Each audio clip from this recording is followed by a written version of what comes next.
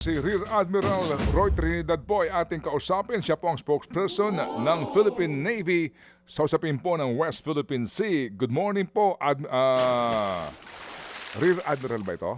Okay. Yes. Good Good morning. morning, Manong Ted and DJ Katya. Magandang umaga.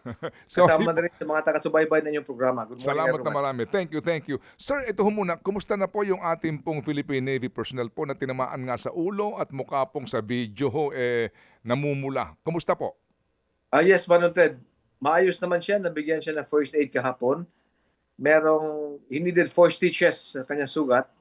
At yung isa naman ay mga galos lang sa braso at sa kanyang kamay na nabigyan na rin ng first aid. Opo, sila ho ba'y naandun pa rin po sa BRP Sierra Madre o na-recall na ho muna para ho magpagaling? Yes, nasa BRP Sierra Madre pa sila. But the decision will be made, I believe, this morning kung kailangan ma-evacuate, lalong-lalo na yung may tama sa ulo. At andun naman yung ating mga Philippine Coast Guard vessels to provide the medical evacuation if needed. Oo, kasi matindi ba yung tama? Di ba kailangan ng CT scan yan para lang masiguro po na wala siyang anuman pong problema sa skala? No? Yes, panigurado yan, Manong Ted, ano? Mm. Baka may traumatic brain injury or whatever. Oo. So, mas maigi na lang na dalhin mo na sa Puerto Princesa siguro para Opo. mabigyan ng further checks. Opo. Paano po nalaman ng Central Command itong pangyayaring ito? Ano ba ang incident report ng ating tropa? Na ang BRP Sierra Madre is under close monitoring ng ating Western Command and ng Western Naval Command. So, nung nalaman na nag-anchor yung China Coast Guard ship, yung mga tropa sa BRP 57, Sierra Madre, they gave more attention to that. Nung nakita nag-launch ng rubber boat, ng RIB, nag-prepare na rin sila. At itong RIB, itong China Coast Guard na RIB, dumikit up to 20 to 30 yards sa ating BRP Sierra Madre, which is unusual. Hindi ito basta-basta ginagawa. The last time ginawa ito was yung June 17 Rore na nagkahampasan din. So, this was already a provocative act. Yung pagdigit ng ganong kalapit to take videos and pictures. Pinuntahan ito na rubber boat natin, sinita, tinataboy. Yung isang rubber boat, 5 ang sakay. Ito yung nakikita sa video na kuha ng China Coast Guard na medyo deflated nga na konti. At yung isa naman na humabol, ika nga kung baka nag-reinforce, yung may 2 kasundaluhan. So yun ang nangyari. And yung rubber boat natin, nakita nyo naman sa video, mas maliit, mas konting tao ang sakay. Admiral, so meron talagang Chinese Coast Guard na barko na nakadock somewhere there nearer. Hindi ito nanggaling doon sa kanilang mischief reef na military base. Yes, Manong Ted, sapagkat yung presensya naman ng Coast Guard, Maritime Militia at PLA Navy is almost regular, almost constant doon. Etong China Coast Guard ship ay pumasok sa shoal, sa southern part, sapagkat malalim doon. At doon siya nag-anchor at nag-launch ng 2 boats niya. Okay, ano po ang sabi ng tropa natin? Ano po ang pag-aanalisa? Ito ho ba itong pagkuha ng pictures o anuman, ano purpose kaya nito? Let us zoom out, Manong Ted.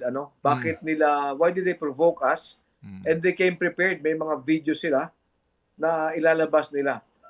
Number 1, nabugbog sila sa information space, sa mga narratives na lumalabas. Yung pinalabas ng China Daily na mga unggoy, ang Pilipino. They had to give out a statement distancing themselves, yung Ministry of Foreign Affairs.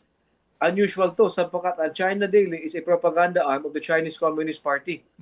But because of the very strong pushback, they had to distance themselves. So kahihiyan nila yon.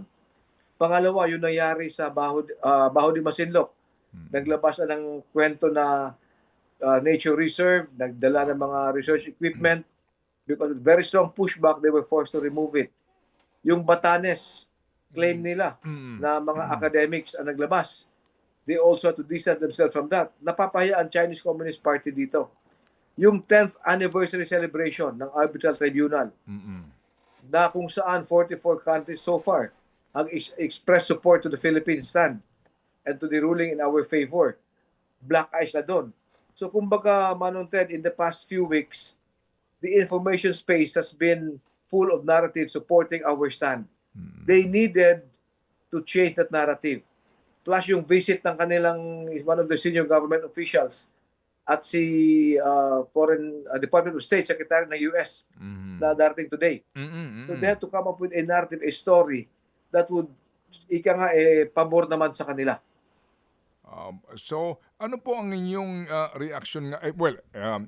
Yung nga, kumbaga, talagang sinadya nila para magkaroon po ng ganong eksena and then, sa kanila pong mga visuals, palalabasin nila na tayo pa yung agresor. Ganun po, no? Yes, maliwanag yun, Manunted, yung binanggit nyo, that they would show that we were the aggressor. In the first place, sila ang lumapit sa BRP Sierra Madre.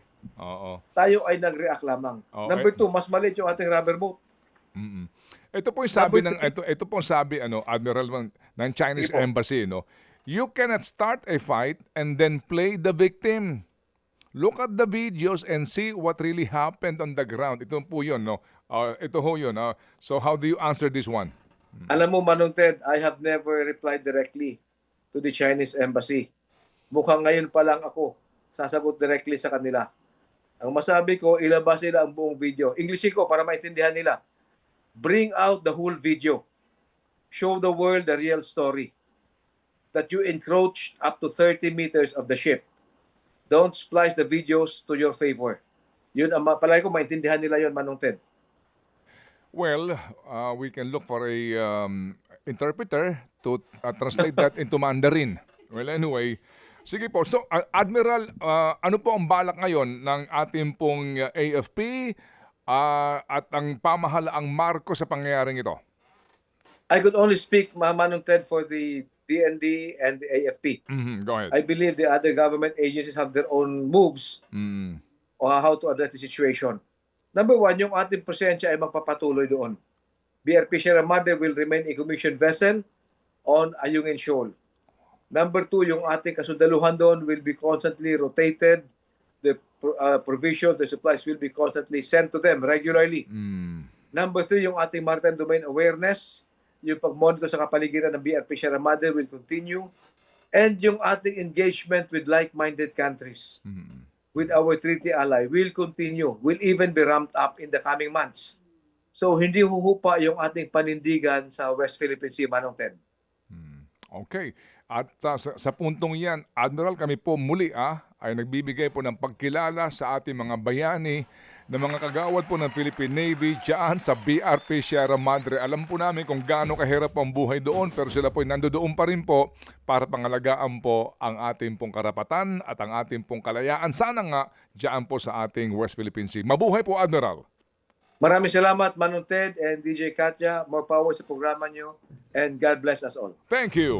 Yan si Admiral Roy Trinidad ng Philippine Navy.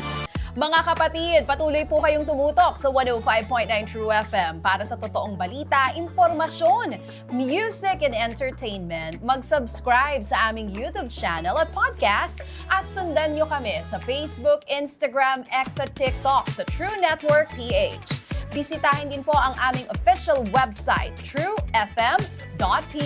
At panoorin din kami sa True TV Signal, Channel 19. Kami po ang 105.9 True FM. Laging true sa'yo, kapatid.